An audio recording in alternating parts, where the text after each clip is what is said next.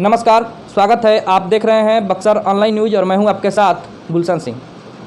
Corona काल का दूसरा लहर जो है उसको देश ने झेल लिया है और उसमें चिकित्सकों का जो हमारे चिकित्सा कर्मी थे, जो डॉक्टर थे, उनका योगदान काफ़ी सराहनीय रहा है। लेकिन अब जाके जो लॉकडाउन खुला है, अनलॉक हुआ है पूरा देश, पूरा राज्य, उसके बाद कई जगहों पर देखा जा रहा है कि लापरवाही लोग बरतने शुरू कर दिए हैं, अपने बीते दिनों को भूल चुके हैं। लेकिन जो विशेषज्ञ हैं उनका मानना है कि कोरोना का जो तीसरी लहर है वो भी जल्द आने ही वाली है। इसी सिलसिले में बातचीत करने के लिए आज हम पहुंच चुके हैं साबित खिदमत फाउंडेशन हॉस्पिटल के निदेशक के पास। हमारे साथ मौजूद है बक्सर ज़िले के सुप्रसिद्ध चिकित्सक फिजिशियन हैं डॉक्टर दिलशाद आलम जी, जिनसे कुछ बातचीत कर लेते हैं। स्वास्थ्य संबंधित बिंदुओं पर चर्चा करेंगे और कोरोना के तीसरी लहर पर चर्चा करेंगे। सबसे पहले तो डॉक्टर साहब, हम आपका स्वागत करते हैं अपने चैनल में। जी नमस्कार, बहुत बहुत शुक्रिया। जी डॉक्टर साहब, जो कोरोना का दूसरी लहर आई थी उसमें काफ़ी नुकसान हुआ था मानव प्रजाति का, और आप लोगों का जो योगदान रहा वो काफ़ी सराहनीय रहा। अब जाके लॉकडाउन खोल दिया गया है, हर जगहों पर से लमसम हटा दिया गया है। टूरिस्ट प्लेसों पर देखा जा रहा है कि लोग लापरवाही बरत रहे हैं, काफ़ी संख्या में लोग पहुंच रहे हैं वहां पर।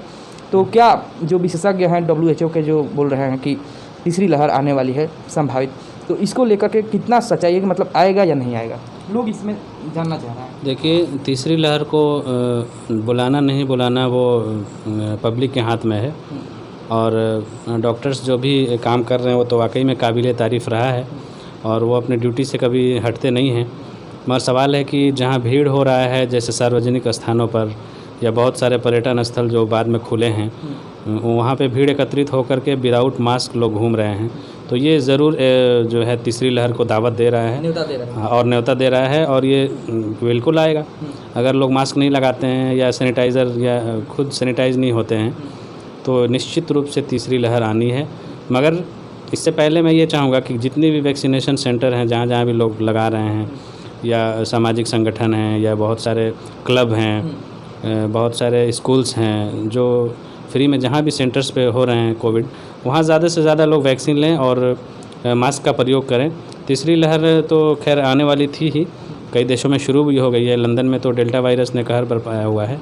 तो हिंदुस्तान वाकई में पिछले बार बहुत ही शानदार तरीके से लड़ा और दूसरे लहर को हम लोग भी रोक पाए।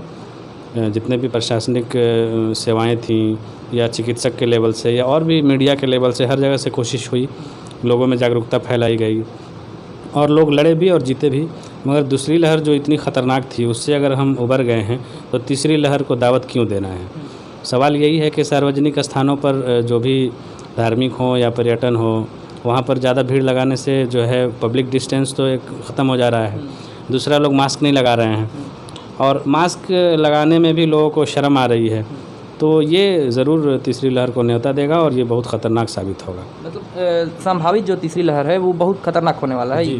तो देशवासियों को किस तरह का ये परहेज करना चाहिए, किस तरह के? हम लोग ये चाहेंगे कि जितने भी पब्लिक है, जागरूक तो है ही, पहले से लड़ाई लड़ चुकी है, और मैं ये चाहूँगा कि ज़्यादा से ज़्यादा लोग मास्क लगाएं, ज़्यादा से ज़्यादा क्या, हर लोग मास्क लगाएं और हर लोग वैक्सीनेशन लें। वैक्सीनेशन में अगर देरी हो रही है या किसी वजह से नहीं आ पा रहा है तो कम से कम मास्क और सैनिटाइज तो यूज़ कर ही सकते हैं, या भीड़ में जाने से बचें।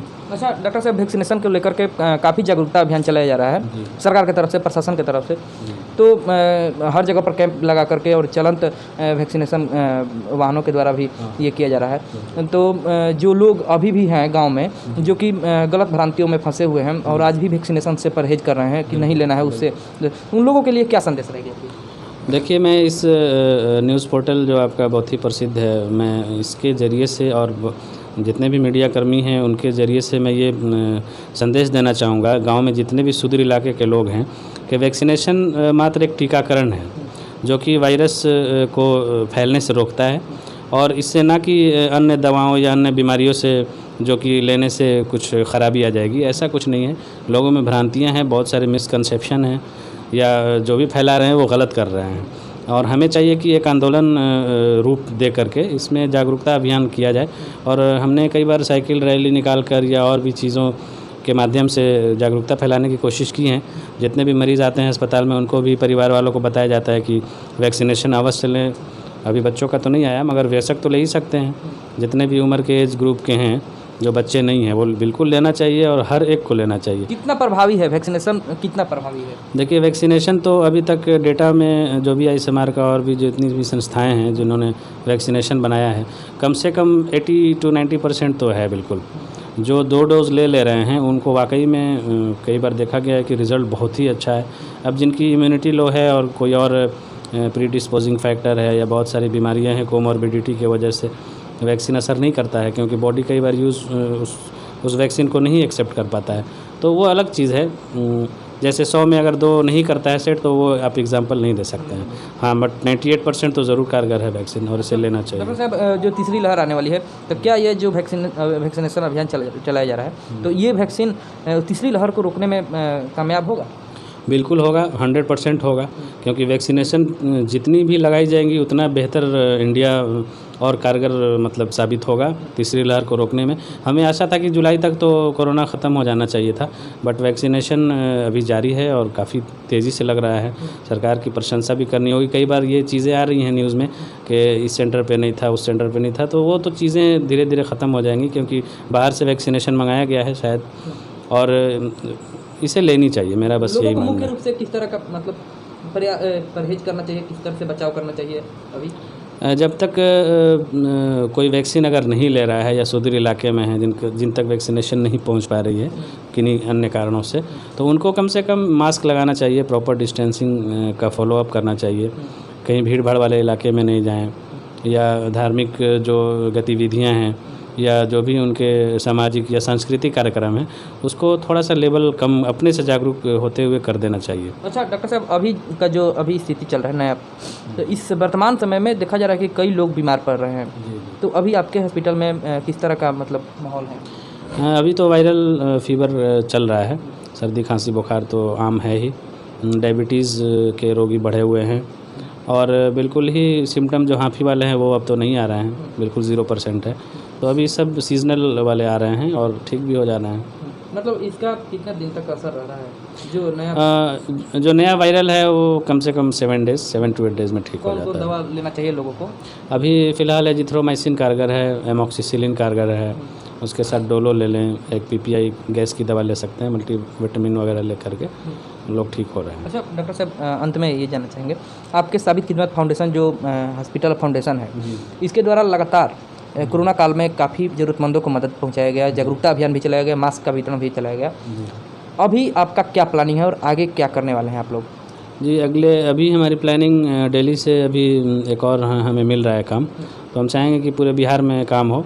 बक्सर तो हमारा कर्मस्थल है ही, और अगर हम आगे जाएंगे तो इसमें बक्सर वासियों की दुआएं हैं, और बिल्कुल हम लोग क्रांति लेवल पे काम कर रहे हैं। अभी फ़िलहाल प्लानिंग में 2-3 चीज़ें हैं। एक तो ये है कि बाढ़ जो आने वाला है या आएगा, उसमें हम लोग बढ़ चढ़ के हिस्सा लेंगे। सीतामढ़ी, मोतिहारी, जितने भी जो भी नेपाल से सटे हैं क्षेत्र, उसमें जाना है।